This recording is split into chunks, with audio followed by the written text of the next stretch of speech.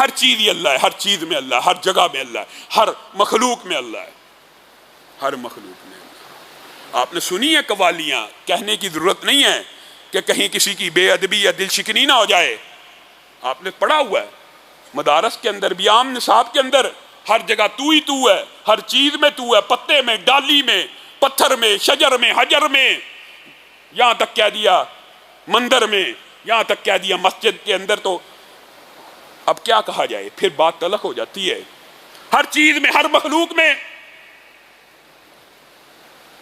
ہم تو اس بات کو روتے رہے کہ آپ کو کیا ہو گیا، آپ نے رسولوں کو اللہ کا بیٹا بنا لیا۔ عیسائیوں کے ساتھ یہی مکالمہ ہے نا، عیسیٰ کو اللہ کا بیٹا بنا لیا۔ ہم نے کیا کسر چھوڑی؟ ہم نے کہا نور من نور اللہ ہے، رسول اللہ صلی اللہ علیہ وسلم اللہ ہی کے نور کا ایک حصہ ہے۔ ہم تو اس کا بات کے اوپر آپ سے التجائیں کرتے رہے۔ آپ اس سے بھی آگے بڑھ گئے کہ ہر چیز میں ہی اللہ ہے، ہر جگہ میں ہی اللہ ہے۔ میں سب کی بات نہیں کرتا، جو ہلاک کی بات کر رہا ہوں، اور یہ عقیدہ عام ہے معاشرے میں۔ ہر چیز میں اللہ ہے، ہر جگہ میں اللہ ہے۔ اور بعد نے کہہ دیا نور من نور اللہ ہے، جو تھا عرش پہ خدا ہو کر معاذ اللہ، اتر پڑا مدینہ میں مصطفیٰ ہو کر معاذ اللہ۔ یہ عقیدہ ہمارے معاشرے میں پایا جاتا ہے کہ نہیں، نور من نور اللہ ہیں، اللہ ہی کے نور کا حصہ ہیں۔ وَجَعَلُوا لَهُ مِنْ عِبَادِهِ جُزْءًا، اللہ نے یہی تو کہا قرآن پاک میں۔ بعض بدبخت ایسے آئیں گے جو میرے بندوں کو میرا ہی جز بنا دیں گے۔ قُلْ هُوَ اللَّهُ أَحَدٌ اللَّهُ الصَّمَدُ لَمْ يَلِدْ وَلَمْ يُولَدْ وَلَمْ يَكُنْ لَهُ كُفُوًا أَحَدٌ۔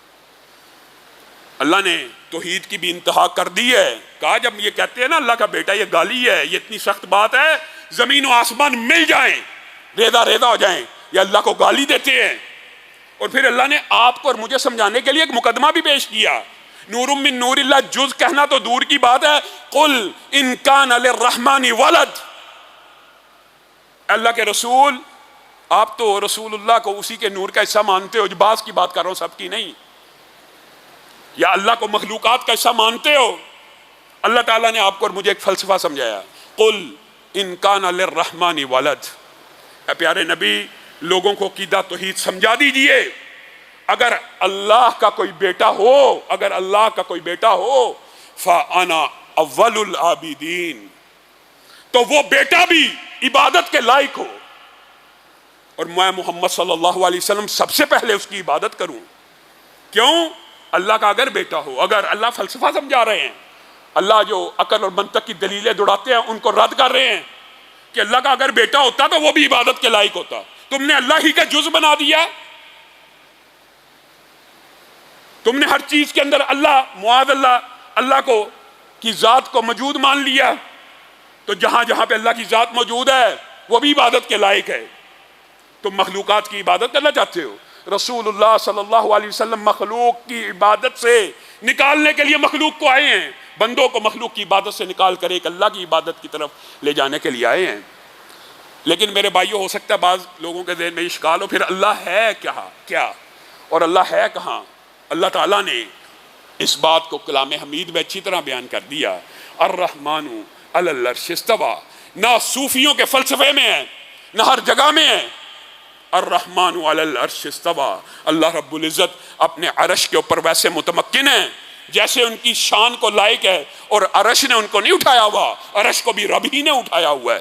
بعض لوگ یہ کہتے ہیں عرش نے اللہ کو اٹھایا، اللہ کہہ رہا ہے، اور اللہ تعالیٰ نے یہ بات قرآن پاک میں موضوع لمبا ہے، 19 سے زائد آیتیں ہیں جہاں پہ اللہ تعالیٰ نے اپنی جہت اور سمت کو بیان کیا۔ وہ علو ہے، اللہ کہاں ہے؟ فی السماء، فی السماء۔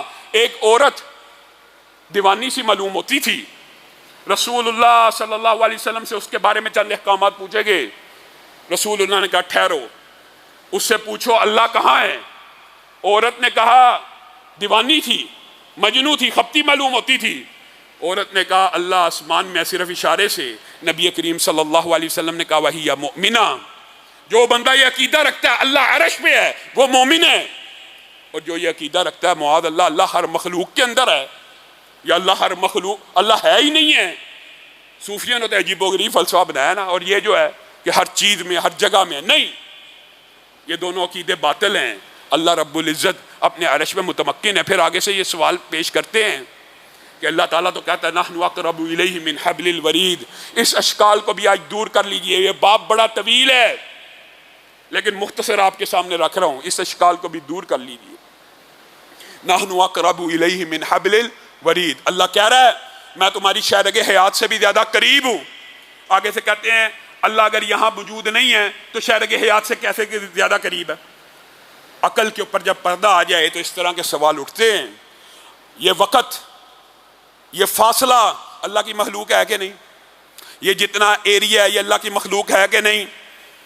اللہ خالق ہے، خالق مخلوق میں نہیں ہے، مخلوق سے جدا ہے. لیکن مخلوق اللہ کی بنائی ہوئی ہے. اللہ کے سامنے ان فاصلوں کی، ان سمتوں کی کیا ویلیو اور کیا حقیقت ہے؟ آپ کے سامنے ایک بات رکھتا ہوں. جب جبریل امین عرش سے بھی اوپر ہوتے ہیں، اللہ رب العزت حکم دیتے ہیں زمین پہ اتر جا، تو کبھی یوسف کے پاؤں کے نیچے پر کو رکھ دیتے ہیں کنویں میں گرنے سے پہلے. یہ اللہ کی مخلوقات میں سے یہ رفتار اور سپیڈ مخلوقات کی ہے. تو اللہ رب العزت نے اپنی جہت بیان کی ہے نحن اقرب الیہ من حبل الورید. میں تمہاری شہرگ حیات سے زیادہ قریب ہوں. اللہ کے لیے فاصلے کی زیرو ویلیو. یہ فاصلہ تیرے اور میرے لیے ہے. اللہ کے لیے فاصلہ کوئی اہمیت نہیں رکھتا. اللہ تعالیٰ عرش کے اوپر ہوتے ہوئے بھی ہماری شہرگ حیات سے بھی زیادہ قریب ہے. 1 سیکنڈ کے 1,00,000ویں حصے سے بھی جلد اللہ تعالیٰ ہم تک رسائی بھی رکھتا ہے. اور اللہ تعالیٰ تو وہ ہے، اگر بات سمجھ نہ ہو، کسی کی سمجھ میں آنی ہو تو وہ واقعہ پڑھ لے. امہات المومنین کہتی ہیں عورت آئی تھی خولا، رسول اللہ سے جھگڑا کرتی تھی. اللہ کی قسم ہم اپنے خیمے میں بیٹھی ہوئی تھی، یہ رسول اللہ کھڑے تھے، وہ عورت بڑبڑا رہی تھی، رسول اللہ سے جھگڑا کر رہی تھی. اس کا ایک لفظ ہمارے کانوں میں صحیح نہیں تھا پڑ رہا. ہمیں پتہ نہیں چلا گیا کیا کہہ رہی ہے، کیا کہتی ہے، کہاں پہ کتنا فاصلہ ہے. ایک خیمے کے اندر امہات المومنین بیٹھی ہیں، باہر وہ عورت کھڑی ہے، رسول اللہ سے بول رہی ہے. امہات المومنین کو سمجھ نہیں آ رہی کیا کہہ رہی ہے. اور اللہ عرش کی بلندیوں سے کیا کہہ رہا ہے؟ قد سمع اللہ قول التی تجادلک فی زوجہا وتشتکی الی اللہ. اللہ نے اس عورت کا لفظ سن لیا جو تیرے ساتھ آ کے اپنے خامد کے بارے میں جھگڑا کرتی تھی. اور میرے بھائیو لیس کمثلہ شیء وہو السمیع البصیر. اس جیسا اس کی مثال نہیں دینی چاہیے.